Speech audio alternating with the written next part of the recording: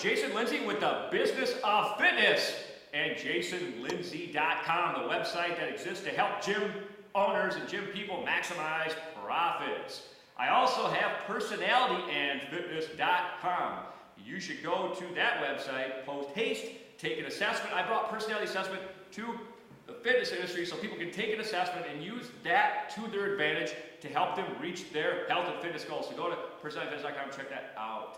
But you're here for the business of fitness tip for today, and then your joke or your fun fact. Which one's it going to be? I don't know. You have to wait around. Find out. But the business of fitness tip, I'm going to tell you, it's called "There is Less Money in the Truth." A friend of mine recommended.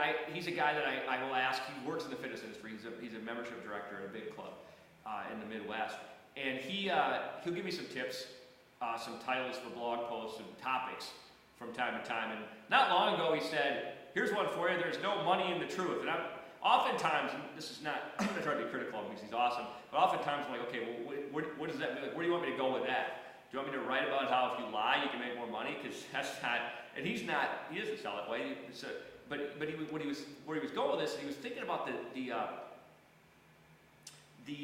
nutrition industry, that makes billions of dollars, with your Avocare and your Herbalife and your Isogenics and Vina, and I don't know. There's all kinds of them. I get pitched at on a regular basis, and thankfully, I don't embrace any of them because I'm sure they're all equally as good as they are equally bad. So I just whatever. Whenever I consult with a client, I'm like, look, do what you want to do. But for the blog post, I was like, tell you what, I'm going to take a little twist of that. I'm going to call it "There's less money in the truth." There's not no money in the truth because I think that you should be truthful.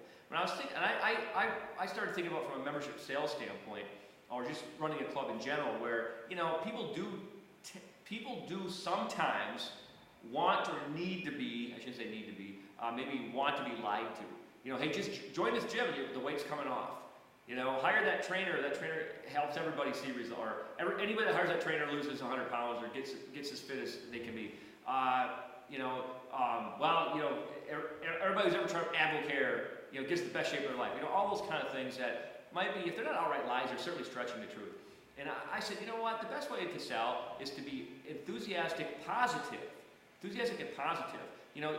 don't have to. In other words, when you're selling fitness, I don't want you to. There's a difference between saying, hey, only 5% of people ever lose weight and keep it off, over the long period. There's a difference between saying that and saying, hey, listen, you take the first step, we'll take the next step with you. We want everybody to get results here, and if you give some effort and make some lifestyle changes, you can do it. That's the difference. That's not lying, that's telling the truth. And so if you go check the blog post out on JasonLinse.com, I have a blog. It's called "There's Less Money in the Truth." I think you'll get a better understanding of what I'm talking about. But that's your business fitness tip for today. For your change your lives, go with a fun fact. Did you know that Donald Duck comics were banned from Finland because he doesn't wear pants?